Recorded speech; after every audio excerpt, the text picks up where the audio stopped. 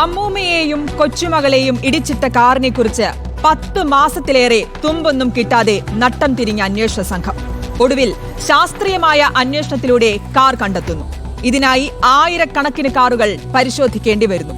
ഒടുവിൽ വിദേശത്തേക്ക് കടന്ന പ്രതിയെ തിരിച്ചു കൊണ്ടുവരാൻ ഒരുങ്ങുന്നു.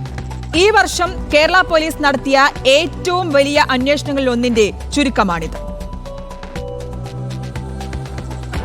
11 മാസം മുൻപ്, കൃത്യമായി പറഞ്ഞാൽ ഇക്കഴിഞ്ഞ ഫെബ്രുവരി 17-നാണ് വടകര ചോറോട് വെച്ച് അമിത വേഗത്തിൽ വന്ന ഒരു വെളുത്ത കാർ അമ്മൂമ്മയെയും കൊച്ചുമകളെയും ഇടിച്ചു തെറിപ്പിച്ച് നിർത്താതെ പോയത്.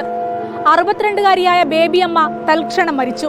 കൊച്ചുമകൾ ദൃഷാന ഇപ്പോഴും കോമയിലാണ്.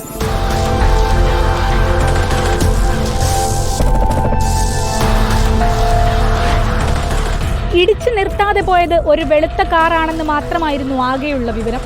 ഹൈവേയുടെ പണി നടക്കുന്നതിനാൽ CCTV ദൃശ്യങ്ങളും ലഭ്യമല്ല, സാക്ഷികളില്ല. 40 കിലോമീറ്റർ ചുറ്റളവിലെ ക്യാമറ ഫയലുകൾ മുഴുവൻ അപ്പോൾ തന്നെ ശേഖരിച്ച് വിശദമായി പരിശോധിച്ചിട്ടും പോലീസിന് ക്ലൂ ഒന്നും കിട്ടിയില്ല. ഇതിനിടയിൽ ഹൈക്കോടതി ഇടപെടുകയും കേസ് ജില്ലാ ക്രൈംബ്രാഞ്ച് സ്പെഷ്യൽ ഇൻവെസ്റ്റിഗേഷൻ ടീം ഏറ്റെടുക്കുകയും ചെയ്തു. ടവർ ലൊക്കേഷൻ ഫോക്കസ് ചെയ്ത് 1,00,000-ലധികം ഫോൺ കോളുകൾ സൈബർ വിംഗ് ട്രേസ് ചെയ്തു. ടൈപ്പ് 2 മാരുതി സ്വിഫ്റ്റ് കാറാണ് അപകടമുണ്ടാക്കിയതെന്ന നിർണായക വിവരം കിട്ടി. എന്നാൽ 2011 മുതൽ 2018 വരെ കേരളത്തിൽ 19,000-ലധികം ടൈപ്പ് 2 സ്വിഫ്റ്റ് കാറുകൾ ഇറങ്ങിയിട്ടുണ്ട്.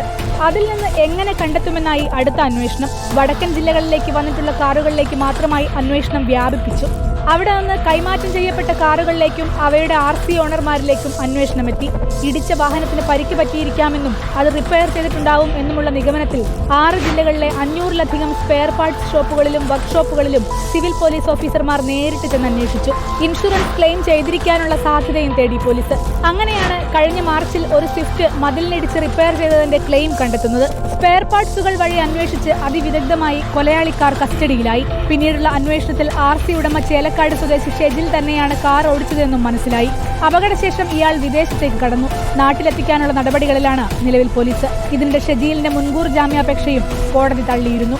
ഓരോ തവണ കുഞ്ഞു ദൃഷാനയെ കാണുമ്പോഴും പ്രതിയെ കണ്ടെത്താതെ വിശ്രമിക്കില്ലെന്ന നിശ്ചയദാർഢ്യം ഉണ്ടായിരുന്നുവെന്ന് അന്വേഷണ സംഘത്തിലെ ഉദ്യോഗസ്ഥർ പറഞ്ഞതായി റൂറൽ SP നിതിൻ രാജ് പറയുന്നു. ഈ വാക്കുകൾ മാത്രം മതി കേരള പോലീസ് എത്ര ആത്മാർത്ഥതയോടെയാണ് ഈ കേസ് അന്വേഷിച്ചതെന്ന് വ്യക്തമാകാൻ.